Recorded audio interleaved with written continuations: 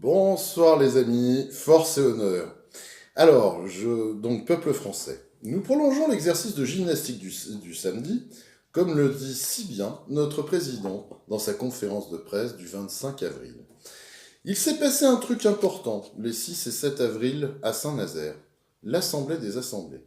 Et ce qui s'y est dit traduit bien l'état d'esprit qui anime le mouvement Gilets jaunes depuis son origine, l'absolue défiance de notre mouvement vis-à-vis des formations politiques traditionnelles.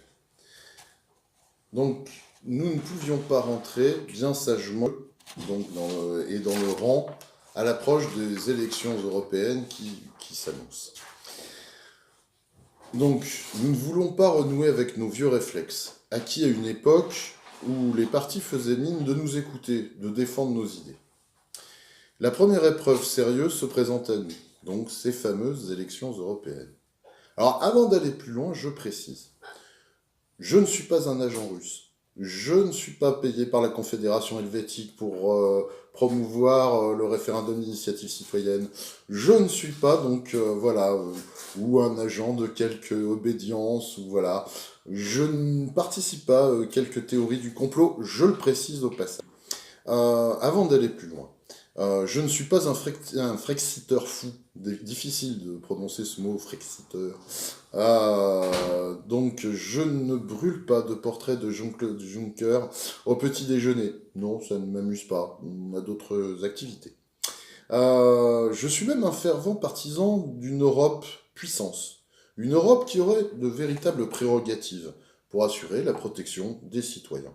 En effet, une Europe viable, composée de 500 millions de citoyens, ça paraît quand même un peu plus raisonnable et costaud pour défendre nos droits, nos acquis et une certaine conception de la liberté et de la démocratie face à des empires bien peu respectueux de ces valeurs, si on prend par exemple la Chine ou la Russie. Et après on va dire que je suis un agent. Non, je le répète, ça n'a...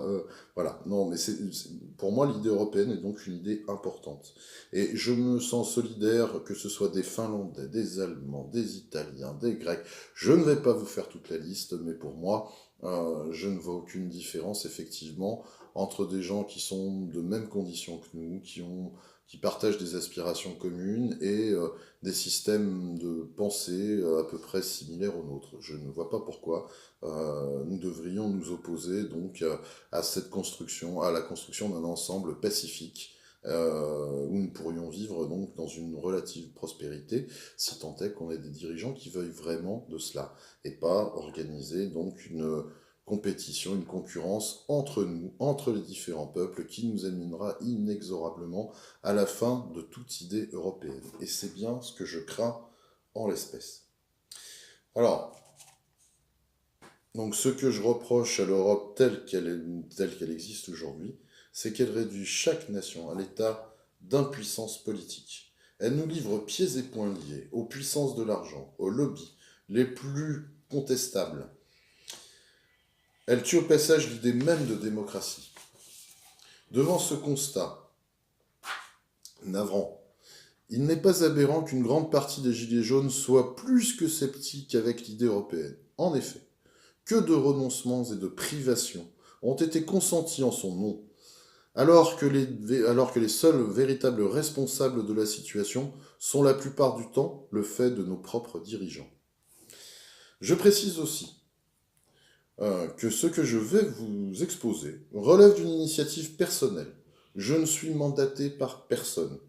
J'ai évoqué mon idée, donc à une assemblée de Gilets jaunes, l'assemblée de Villefranche, auquel j'ai le plaisir de rendre visite et de participer donc à l'élaboration de nos projets, de nos idées, voilà, en commun. Mais il s'agit, et ça c'est peut-être la force aussi de ce mouvement, d'une initiative personnelle qui est autorisée, puisqu'on ne fait pas, il n'y a pas de dirigeants suprêmes, de personnes qui estiment que telle initiative est meilleure qu'une autre. Non, c'est la liberté qui prévaut. Et ça, c'est un attachement, c'est une des raisons pour lesquelles ce mouvement me touche autant. Et je suis assez fier d'en faire partie.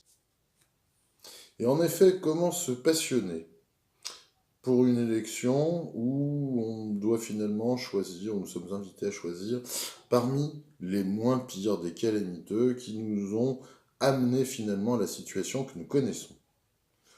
Alors, bien entendu, certains donc diront oui, mais il y a une option qu'on n'a jamais essayée, la marine, nanana, tout ce genre de choses. Alors bon, vous y croyez vraiment? Parce que entre nous, quand vous voyez le débat qui s'est tenu, où elle a fait preuve d'une incompétence particulière, ne serait-ce que pour calmer notre Macron Ier,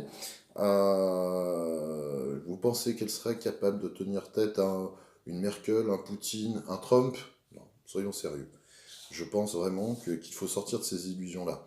Accessoirement, son programme européen, je vais pas te dire, mais il est quasiment à rebours des propositions qui étaient faites en 2017. Alors, soit le monde a fondamentalement changé en 2 ans, possible, mais enfin, il faut quand même peut-être pas exagérer, puisque les tendances que nous observons sont des tendances lourdes dans le temps. Donc voilà, si vous pensez protester, contester en votant pour cette personne-là, je pense que vous commettez une grave erreur. Mais ça, après, je respecte les opinions de chacun, je ne dis pas que j'ai la vérité, mais moi je sais, en tout cas pour ma part, que je ne me sens représenté par personne à cette élection. Et c'est bien à ces personnes-là, donc qui hésitent entre l'abstention, le vote blanc, voilà, qui veulent exprimer donc le manque de représentation actuelle. Je précise, ceux qui veulent voter contre notre président, en tout cas exprimer leur mécontentement, qu'ils le fassent. De toute façon, ils l'auraient fait sans nous, gilets jaunes ou pas gilets jaunes, etc. C'est très bien. Moi, je n'ai aucun... attention. J'appelle vraiment ceux qui ne se seraient pas déplacés, ou ceux qui auraient voté blanc, à voter jaune. Et donc, c'est ma proposition. Donc, ce vote jaune, c'est donc de proposer quelque chose qui ressemble à un gilet jaune, tant qu'à faire, et donc de vous proposer dans les jours qui viennent des petits tutos de fabrication de bulletins jaunes. Donc sur un mode ludique, là, on pourra se faire plaisir, rigoler. Voilà, ce sera vraiment l'utilisation donc d'un tuto pour exprimer des choses profondes. Ne se résume pas donc à un duel LREM-RN. Ça vous rappelle pas quelque chose? On n'a pas déjà connu ça? Je crois que si. Et donc on va peut-être pas se faire piéger une nouvelle fois. Donc cette fois-ci, voilà, je vous invite vraiment à suivre cette démarche. Moi, c'est la première fois que je m'exprime sur un vote publiquement, par-dessus le marché. Je ne suis pas dans le refus des institutions républicaines, de la démocratie ou ce genre de choses. Au contraire, je souhaite un approfondissement et la réhabilitation des valeurs qui ont fait la force de ce pays.